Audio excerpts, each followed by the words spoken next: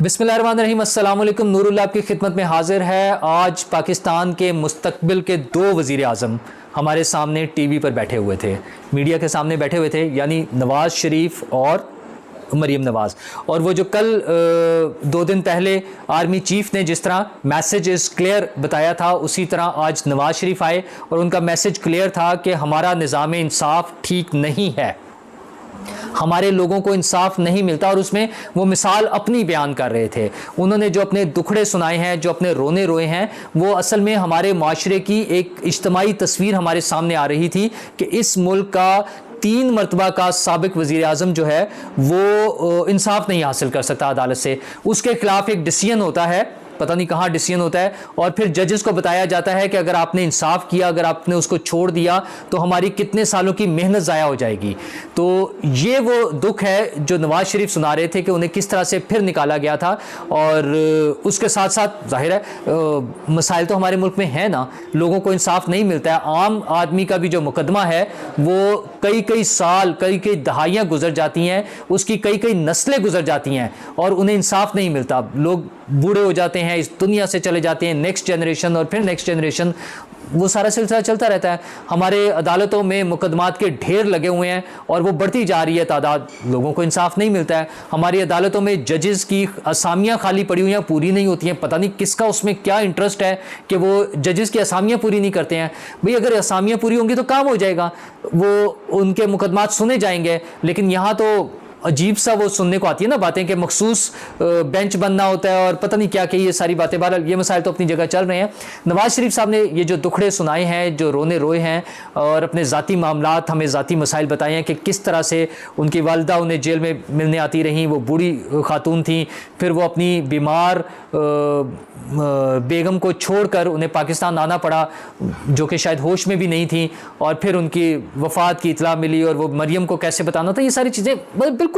उनके personal emotional मामला थे, लेकिन मैसेज एक ही था कि हमारे मुल्क का निज़ाम इंसाफ दुरुस्त नहीं है और वो दुरुस्त करने की ज़रूरत है, जिसकी वजह से और उसके पीछे क्या फोर्सेस कार फरमा होती हैं जो एक वज़ीर आज़म को भी इस मुल्क से निकाल देती हैं और जो उससे इंसाफ ना मिलने पर मजबूर करती है, मतलब उसको इंसाफ नहीं मिल सकता। तो नवाज़ शरीफ साहब ने ये किया और सबसे अहम पॉइंट जो उनकी सारी प्रेस टॉक का रहा वो मरियम नवाज़ की पोजीशनिंग उन्होंने बताई है। उन्होंने तमाम अपनी गुफ्तगू में जो एक पर्सनालिटी थी जिसका वो जिक्र करते रहे कि मरियम ने बहादुरी से मुकाबला किया, जेल भी काटी, ज़ाहिर है वो सारे मसाइल उनके सामने जब उन्हें मिलने आई तो बताया गया कि नैब ने उन्हें गिरफ्तार करना है और मुकदमा झूठे थे। उन्होंने वो कहते हैं मैं और पूरी पार्टी इस बात को एक्सेप्ट करती है कि मरियम नवाज़ ने इंतहाई बहादुरी से जो है ना मुश्किल हालात का मुकाबला किया है। तो वो जो बात पहले से हम कर रहे थे कि ये प्रॉबिलिटी है कि मरियम नवाज़ को लीडिंग रोल मिलेगा। अच्छा, वैसे तो प्राइम मिनिस्टर के हवाले से भी जो मैंने शुरू में कहा कि 2 वज़ीर आज़म हमारे मौजूद थे, वो इस वजह से कि जब ये सवाल भी होता है कि क्या नवाज़ शरीफ साहब चौथी मरतबा वज़ीर आज़म बन सकेंगे, तो येस ही सेड कि इंशाल्लाह। तो वो अभी रेस से बाहर नहीं हुए हैं, वो गेम से और इससे बाहर नहीं है। गेम में तो खैर वो बहुत ज़्यादा इन है। ये जो ऑपोजिशन, आज की ऑपोजिशन यानी इमरान खान साहब और उनकी पार्टी जब ये शोर मचाती है कि नवाज़ शरीफ ये फ़ैसले क्यों कर रहा है और एक मफरूर है और पाकिस्तान से बाहर बैठा हुआ है और उससे मशवरा क्यों किया जा रहा है, ये सब रोना वो इसलिए रोते हैं कि उन्हें नज़र आ रहा है कि मामलात जो हैं बाकी लोगों के हाथ से निकलकर पॉलिटिकल फोर्सेस के हाथ में चले गए हैं। मामलात जो हैं वो नून लीग की पोजीशन में नवाज़ शरीफ के हाथ में चले गए हैं, तो इस वजह से सबको प्रॉब्लम है। तो उसके अलावा नवाज़ शरीफ साहब ने जो किया उन्होंने बताया कि मुकदमा तो झूठा था, साबित हो गया। ज़रा मरियम नवाज़ के मुकदमात क्लियर हो रहे हैं, अदालत से उनके मामलात, चूँकि मुकदमा था इस किस्म का, उसमें कोई गुंजाइश ही नहीं थी उसको चलाने की, वो तो एक ज़बरदस्ती तरीके से चलाया जा रहा था, तो वो चला लिया, कितनी देर चल सकता था, तो वो मुकदमा गलत साबित हो गया। तो ये सारी चीज़ें जो है ना, जो मैंने पहले भी कहा था कि जिस तरह से आर्मी चीफ़ ने पहले अनाउंस किया था ना कि मैसेज इज़ क्लियर, इसी तरह नवाज़ शरीफ साहब की तरफ से भी मैसेज क्लियर है कि अदालती निज़ाम जो है ये काबिल कबूल नहीं है। ये जो वाला सिस्टम है, ये इंतकाम का, बदला लेने का, क्योंकि वो तो यही कह रहे हैं ना कि नवाज़ शरीफ से इंतकाम लेने के लिए पूरे मुल्क का पट्टा बिठा दिया गया है। तो एक इंसान से, एक फ़र्द को नुकसान पहुंचाने के लिए, एक फ़र्द से बदला लेने के लिए पूरे निज़ाम को नुकसान पहुंचाया गया। वो कहते हैं मैं ये 5 साल का हिसाब कौन देगा, वो जजेस साकिब निसार साहब तो खैर वो तो अपना क्या कहते हैं डैम फंड का हिसाब नहीं देने की पोजीशन में है, उसका हिसाब देने को तैयार नहीं है, तो इन सारे मुकदमात का, इन सारी चीज़ों का हिसाब वो कौन देगा। तो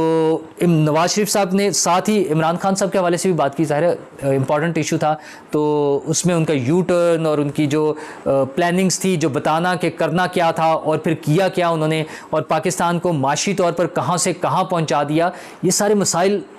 जो ऑन ग्राउंड मसाइल मौजूद हैं जिनकी तरफ वो इशारा कर रहे हैं। हाँ, एक बात उन्होंने अभी नहीं बताई, वो है अपनी वापसी की तारीख, कि वो कब वापस आएंगे। तो यहाँ पर तो वो शायद सवाल नहीं हो सका और उस हवाले से वो मिस हो गया, लेकिन जो ज़राए बता रहे हैं वो यही है कि वो शायद अगले साल, अगला साल भी वैसे तो आया खड़ा है, लेकिन ये कि अगले साल फरवरी तक जो है प्रॉब्ली उनकी वापसी का इम्कान है। तो फिर वो जो लेवल प्लेइंग फील्ड वाला मामला था ना, कि इमरान खान साहब तो अगर अपनी पार्टी को लीड कर रहे होंगे तो नवाज़ शरीफ साहब और मरीम नवाज़ साहिबा भी मौजूद होंगी सियासी मैदान में मुकाबला करने के लिए और उनके साथ चलने के लिए ना, अपनी पार्टी के साथ। तो उनके इस खिताब पर भी बड़ा मसला है, अगरचे उन्होंने डायरेक्टली कोई बहुत ज़्यादा उसमें किसी के खिलाफ बात नहीं की, लेकिन उसके बावजूद PTI के आप ये देखें कि आप फवाद चौधरी साहब ने 2 ट्वीट्स किए हैं। एक तो उनका ट्वीट है ये जो इंग्लिश में है कि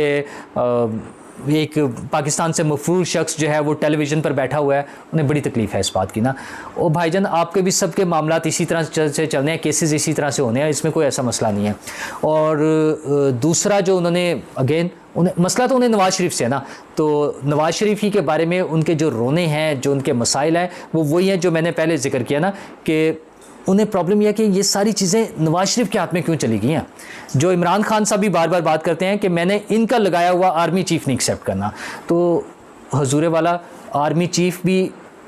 इसी हुकूमत का लगाया हुआ होना है, बाकी सारे मामलात भी इसी हुकूमत ने चलाने हैं, और ये एहतसाब का जो निज़ाम था वो भी वापस आना है। ये जो मुकदमात की वो तरतीब चल रही है ना, फ़ॉरेन फंडिंग केस है और तोशा खाना केस है, और उसके अलावा जो अब तो नए आ गए हैं ना, वो साजिश वाला जो साइफ़र वाला है,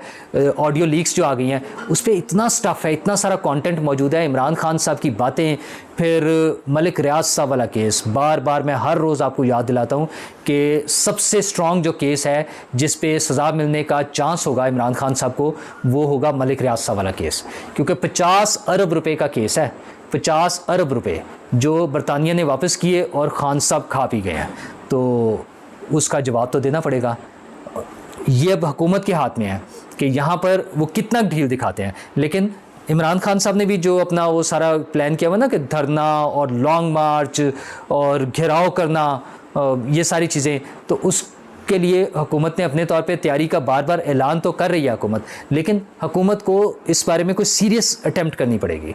कि लोगों की जानो माल की हिफाजत जो है वो हुकूमत की ज़िम्मेदारी होती है। वो ऐसी इजाज़त लोगों को नहीं दी जा सकती। एहतजाज जो है हर शख्स का बुनियादी राइट है, लेकिन पुरअमन एहतजाज, तो जहाँ तक वो पुरअमन होंगे वहाँ तक उन्हें जाने दिया जाए, और जहाँ हंगामा आराई हो, जहाँ जलाओ घेराव की सियासत आ जाए, जहाँ लोगों की जानों का नुकसान हो रहा हो, वहाँ हुकूमत को भी स्टेप लेना पड़ेगा और लोगों की जान माल की हिफाजत करनी पड़ेगी। शुक्रिया।